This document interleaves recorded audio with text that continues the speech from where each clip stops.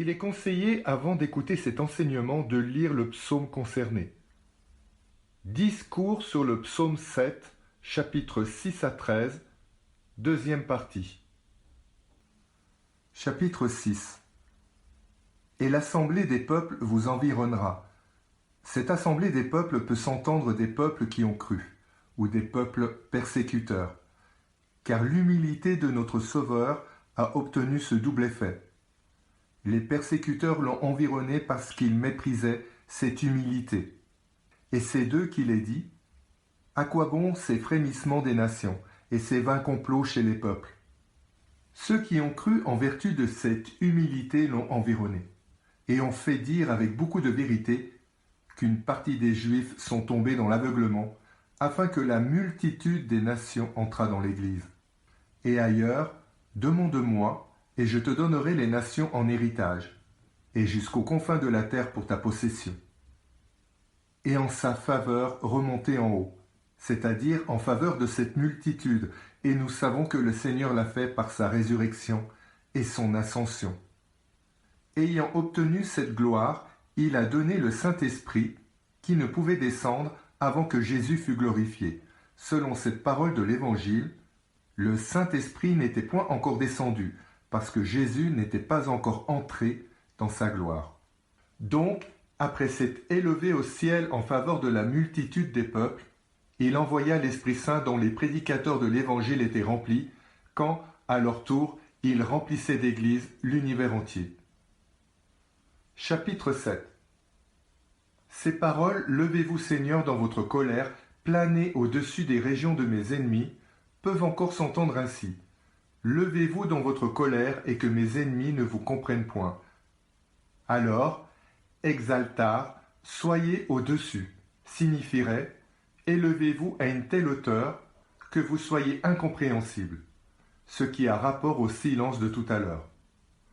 Un autre psaume a dit à propos de cette élévation, il est monté au-dessus des chérubins, et il a pris son vol et s'est dérobé dans les ténèbres. Cette élévation vous cachait à ceux que leurs crimes empêchaient de vous connaître, et qui vous ont crucifié. Et voilà que l'assemblée des fidèles vous environnera. C'est à son humilité que le Seigneur doit être élevé, c'est-à-dire incompris. Tel serait le sens de « élevez-vous selon la loi que vous avez portée », c'est-à-dire dans votre humiliation apparente, soyez tellement élevés que mes ennemis ne vous comprennent point. Car les pécheurs sont les ennemis du juste et les impies de l'homme pieux. Et les peuples vous environneront en foule. Car ceux qui portent à vous crucifier, ceux qui vous ne connaissent pas, fera que les nations croiront en vous, et ainsi les peuples vous adoreront en foule. Mais, si tel est vraiment le sens du verset suivant, il faut plutôt nous attrister à cause de l'effet que nous en ressentons dès ici-bas, que nous réjouir de l'avoir compris. Il porte en effet et à cause d'elle remonter en haut.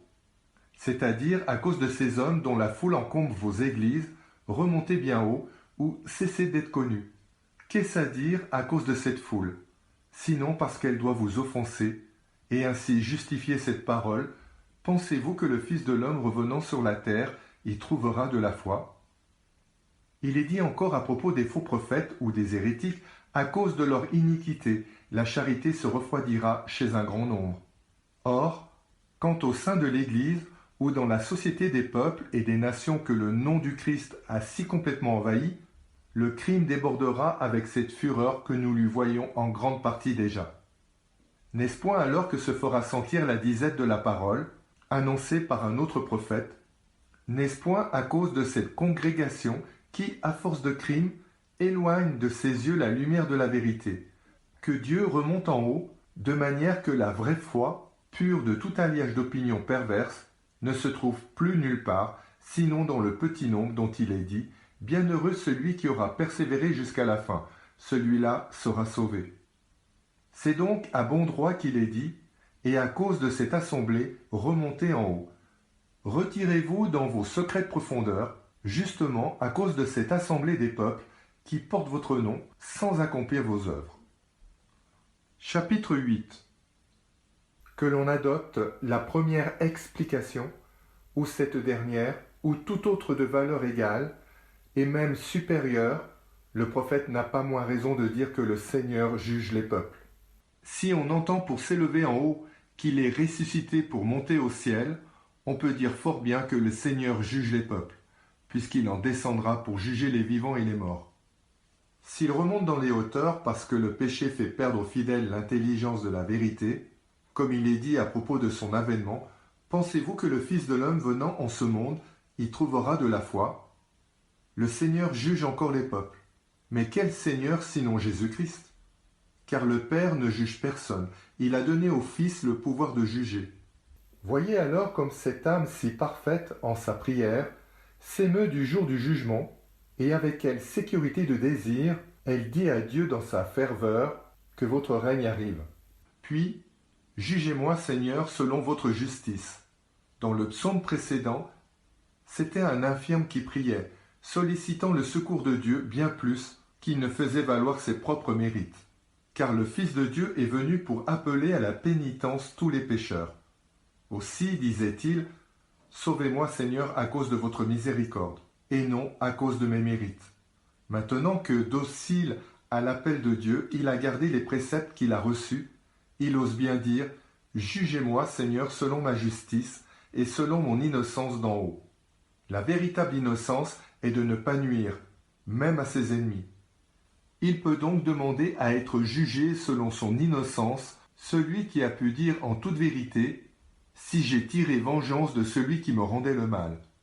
Cette expression d'en haut, superme, doit s'appliquer à sa justice aussi bien qu'à son innocence. Et alors il dirait « Jugez-moi, Seigneur, selon ma justice et selon mon innocence ». Justice et innocence d'en haut. Expression qui nous montre que l'âme n'a point en elle-même la justice et l'innocence, et qu'elle les reçoit de la lumière dont il plaît à Dieu de nous éclairer. Aussi dit-elle dans un autre psaume, « C'est vous, Seigneur, qui faites briller mon flambeau. » Et il est dit de Jean qu'il n'était point la lumière, mais qu'il rendait témoignage à la lumière, qu'il était une torche enflammée et brillante. Cette lumière donc, à laquelle nos âmes s'illuminent comme des flambeaux, ne brille point d'un éclat d'emprunt, mais d'un éclat qui lui est propre et qui est la vérité. Jugez-moi donc, est-il dit, selon ma justice et selon mon innocence d'en haut. Comme si la torche allumée et brillante disait « Jugez-moi selon cette splendeur d'en haut, c'est-à-dire qui n'est point moi-même et dont je brille néanmoins quand vous m'avez allumé. » Chapitre 9. Que la malice des pécheurs se consomme. Cette consommation est ici le comble, d'après cette parole de l'Apocalypse, que celui qui est juste le devienne plus encore, et que l'homme souillé se souille davantage. L'iniquité paraît consommée dans ceux qui crucifièrent le Fils de Dieu, mais elle est plus grande chez ceux qui refusent de vivre saintement, qui haïssent les lois de la vérité pour lesquelles a été crucifié ce même Fils de Dieu. Que la malice donc des pécheurs se consomme, dit le prophète, qu'elle s'élève jusqu'à son comble et qu'elle appelle ainsi votre juste jugement. Toutefois, non seulement il est dit que l'homme souillé se souille encore, mais il est dit aussi que le juste devienne plus juste.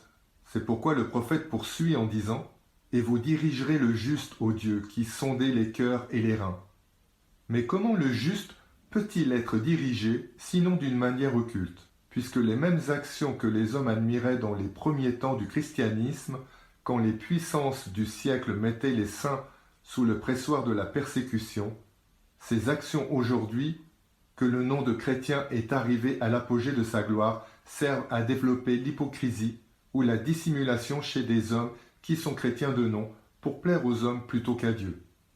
Dans cette confusion de pratiques hypocrites, comment le juste peut-il être dirigé, sinon par le Dieu qui sonde les reins et les cœurs, qui voit nos pensées, désignées ici sous l'expression de cœur, et nos plaisirs que désignent les reins. Le prophète a raison d'attribuer à nos reins le plaisir que nous font éprouver les biens temporels. C'est en effet la partie inférieure de l'homme, et comme le siège de cette voluptueuse et charnelle génération qui perpétue la race humaine et nous donne cette vie calamiteuse dont les joies sont mensongères. Donc, ce Dieu qui sonde les cœurs et voit qu'ils sont où est notre trésor, qui sonde les reins et voit que loin de nous arrêter au sang et à la chair, nous mettons nos délices dans le Seigneur, ce même Dieu dirige le juste dans cette conscience même, où il est présent, où l'œil de l'homme ne pénètre point, mais seulement l'œil de celui qui connaît l'objet de nos pensées et de nos plaisirs. Car le but de nos soucis est le plaisir, et nul dans ses soins et dans ses pensées ne se propose que d'y parvenir. Dieu qui sonde les cœurs voit nos soucis, et il en voit le but ou le plaisir, lui qui sonde aussi nos reins. Et quand il verra que nos soucis, loin de s'arrêter à la convoitise de la chair, à la convoitise des yeux, ou à l'ambition mondaine, chose qui passe comme l'ombre, s'élève jusqu'aux joies éternelles que ne trouble aucune vicissitude. Ce Dieu qui sonde les reins et les cœurs conduit le juste par la voie droite. Telle œuvre que nous faisons peut être connue des hommes, si elle consiste en paroles ou en actes extérieurs.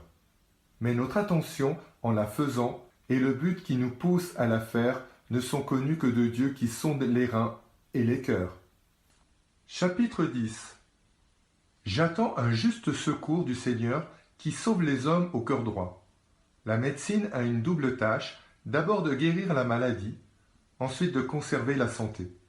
C'est dans le premier but qu'un malade disait dans le psaume précédent « Ayez pitié de moi, Seigneur, parce que je suis faible ». En vue du second but, nous trouvons dans le psaume qui nous occupe « Si l'iniquité souille mes mains, que je tombe justement sous les efforts de mes ennemis ». Dans le premier cas, le malade implore sa guérison.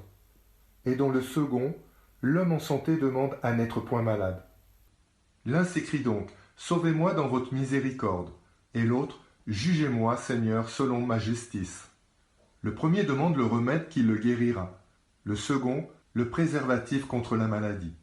Aussi le premier dit-il « Sauvez-moi, Seigneur, dans votre miséricorde » et le second « J'attends un secours juste du Seigneur, qui sauve l'homme au cœur droit. » Dans l'un comme dans l'autre cas, c'est la miséricorde qui nous sauve. Dans le premier, en nous faisant passer de la maladie à la santé, dans le second, en nous maintenant en santé. Il y a dans le premier un secours de miséricorde, puisqu'il n'y a nul mérite chez le pécheur qui désire seulement être justifié par la foi, en celui qui justifie l'impie. Dans le second, un secours de justice, car il est accordé à celui qui est déjà justifié. Que ce pécheur alors qui disait « Je suis infirme » dise maintenant « Sauvez-moi Seigneur dans votre miséricorde » et que le juste qui pouvait dire « Si j'ai tiré vengeance de ceux qui me rendaient le mal » dise maintenant « J'attends un juste jugement du Seigneur qui sauve l'homme au cœur droit. » Car si Dieu nous donne le remède qui guérit notre maladie, combien plus nous donnera-t-il le moyen de conserver la santé? Car si Jésus-Christ est mort pour nous quand nous étions pécheurs, maintenant que nous sommes justifiés, nous serons à plus forte raison délivrés par lui de la colère du Seigneur.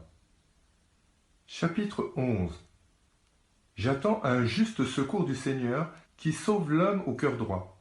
Le Dieu qui sonde les reins et les cœurs donne aussi la droiture au juste, et par un juste secours, il sauve ceux qui ont le cœur droit.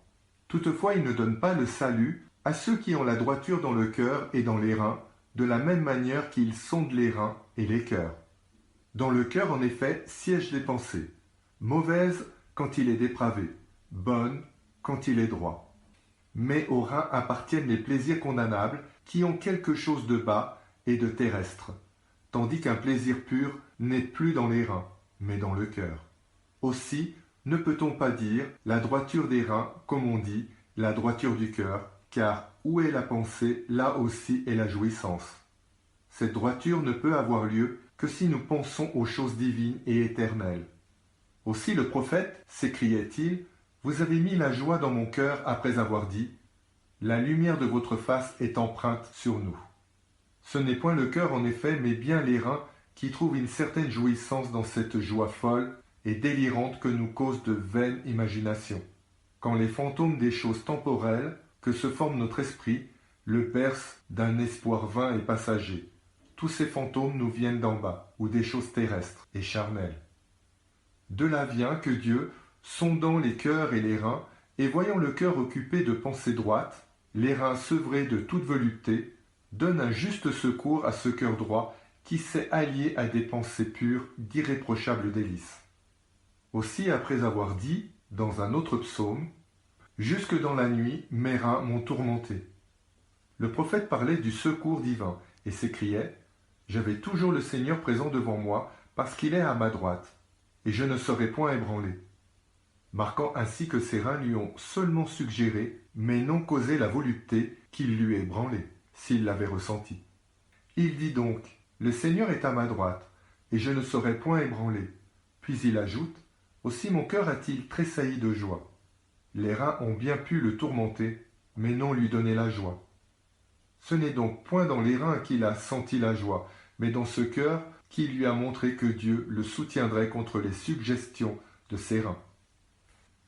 Chapitre 12. Dieu est un juge équitable. Il est fort et patient. Quel est ce Dieu juge sinon le Seigneur qui juge les peuples? Il est juste, car il rendra à chacun selon ses œuvres.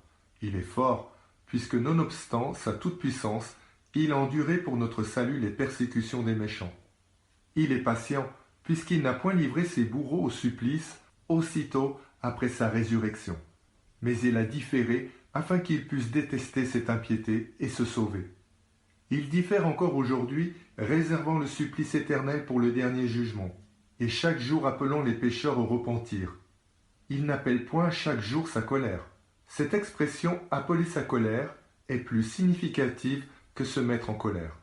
Et nous la trouvons dans la version grecque « mais, orge et pogon ».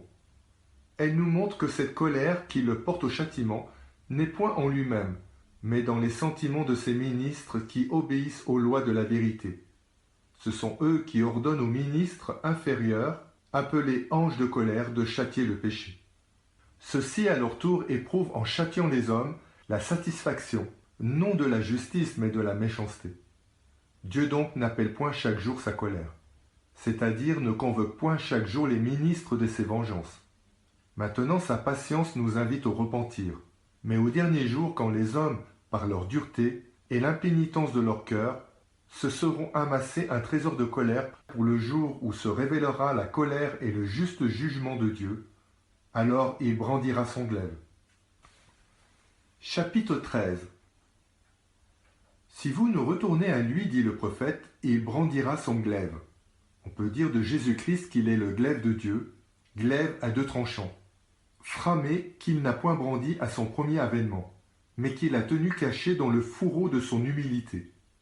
Mais au second avènement, quand il viendra juger les vivants et les morts, les éclairs de cette framée brilleront de tout l'éclat de sa splendeur, pour illuminer les justes et jeter les impies dans l'effroi.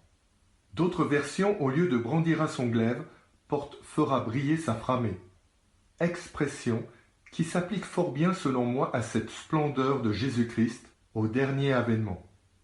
Car en parlant au nom de Jésus-Christ même, le psalmiste a dit ailleurs « Seigneur, délivrez mon âme des mains de l'impie, et votre glaive des ennemis de votre puissance. » Il a tendu son arc et l'a préparé. Il ne faut point négliger ce changement de temps dans les verbes. Il est dit au futur que Dieu brandira son épée, et au passé qu'il a tendu son arc. Et le discours continue au passé. Fin de la deuxième partie du discours sur le psaume 7.